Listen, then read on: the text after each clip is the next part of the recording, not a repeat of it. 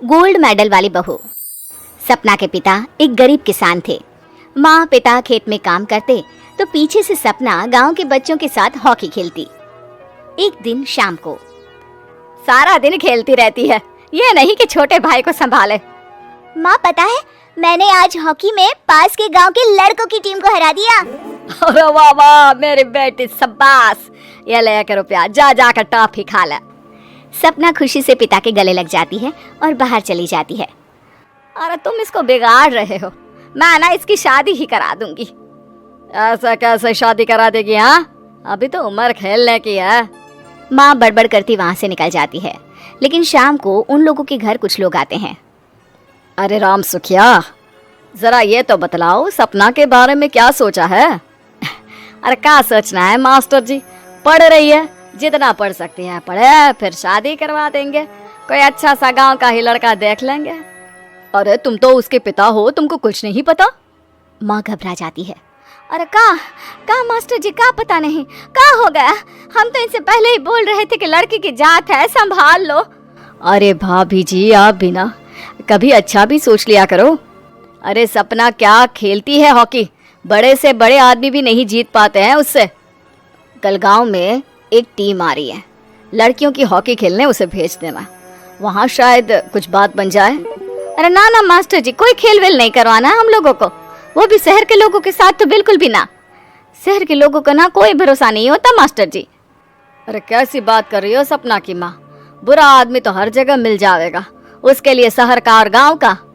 हाँ हाँ मास्टर जी, हम लोग तैयार हैं, कल आ जाएगी सपना वक्त से।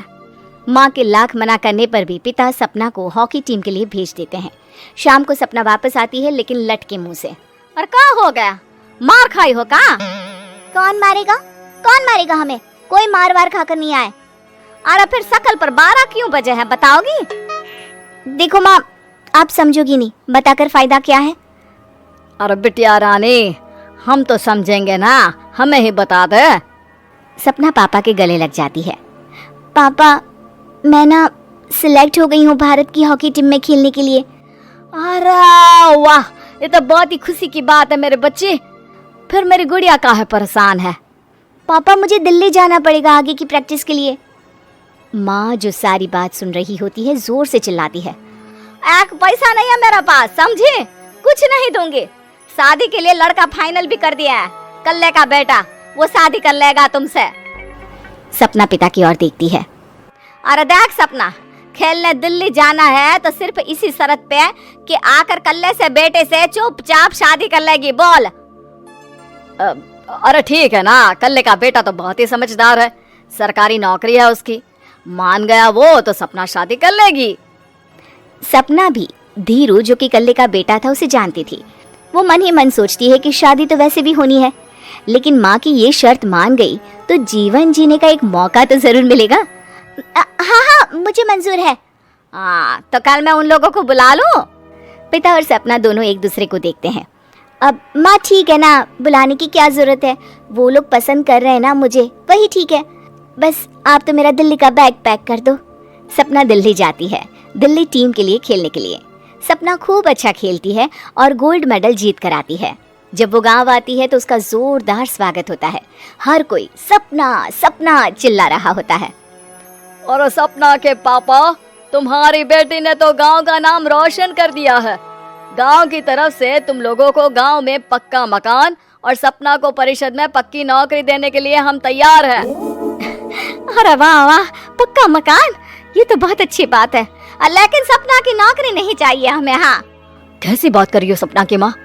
लड़की की नौकरी रहेगी तो अपने पैरों पर खड़ी रहेगी, किसी के आगे झुकने की जरूरत ना पड़ेगी। अरे चुप रहो, हम तो नौकरी ना करते हैं, पर मजाल है कि किसी के आगे झुके हो। ना ना, हमारी बेटी नौकरी नहीं करेगी। पिता लाख समझाते हैं लेकिन माँ नहीं मानती। और फिर वो दिन भी आ जाता है जब सपना को अपने कहे अनुसार लड़के से शादी भी करनी पड़ती है, ससुराल में। ए बहू, तू रोज रोज सुबह कहाँ जाती है? घर का सारा काम निपटा कर कहाँ भागती है? माँ का घर तो पास ही है, वहीं निकल जाती है क्या? नहीं माँ जी, मैं हॉकी खेलने जाती हूँ, मुझे खेलना पसंद है। खेलना पसंद है? अरे कैसी बात कर रही है बहू, शादी के बाद तो कोई लड़की खेलती फैलती नहीं है, वो घर का काम काज देखती है। सपना कुछ नहीं कहती। वो एक रोज कमरे में अपनी अलमारी ठीक कर रही होती है कि तब सुनो, वो जो लटक रहा है ना, क्या बोलते हैं उसे? मेडल। सपना पति की बात सुनकर खुश हो जाती है, उनके पास जाती है। मैं सोच ही रही थी कि तुमने कभी पूछा क्यों नहीं। ये मेडल है, मैंने जीता है। पता है, हॉकी में बड़ा मैदान, बहुत से लोग, 2 टीम और फिर शुरू होता है जुनून। पता है, लगता है जैसे बस जिंदगी यही है, खेलते रहो, भागते रहो, दौड़ते रहो और लक्ष्य को पालो। सुनो ना, मैं ना भारतीय टीम के लिए खेलना चाहती हूँ। माँ, यहाँ तो आ जरा। सपना हैरान हो जाती है कि ये क्या हो गया, पति अचानक से माँ को क्यों बुला रहा है। हाँ बेटा, क्या हो गया? काहे गला फाड़ रहे हो? माँ, ये सपना क्या कह रही है? अरे बीवी तो बोलती ही रहती है बेटा, लेकिन क्या हो गया, चिल्ला क्यों रहे हो? ऐसा क्या बोल दिया इसने?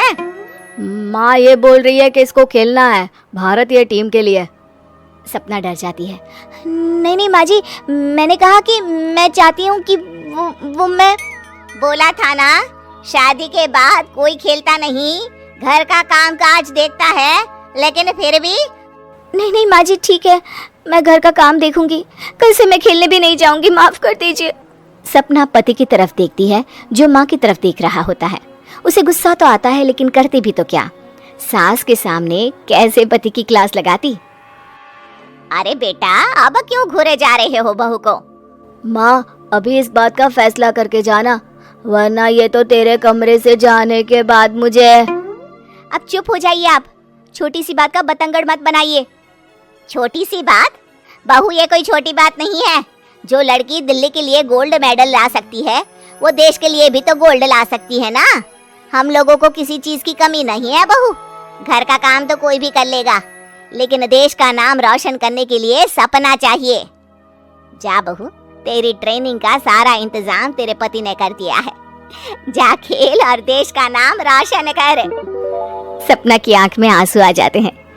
वो सोचती है कि बेटियों को मायके के साथ अगर ससुराल में भी सहयोग मिले तो ऐसा कोई काम नहीं जो वो नहीं कर सकती है।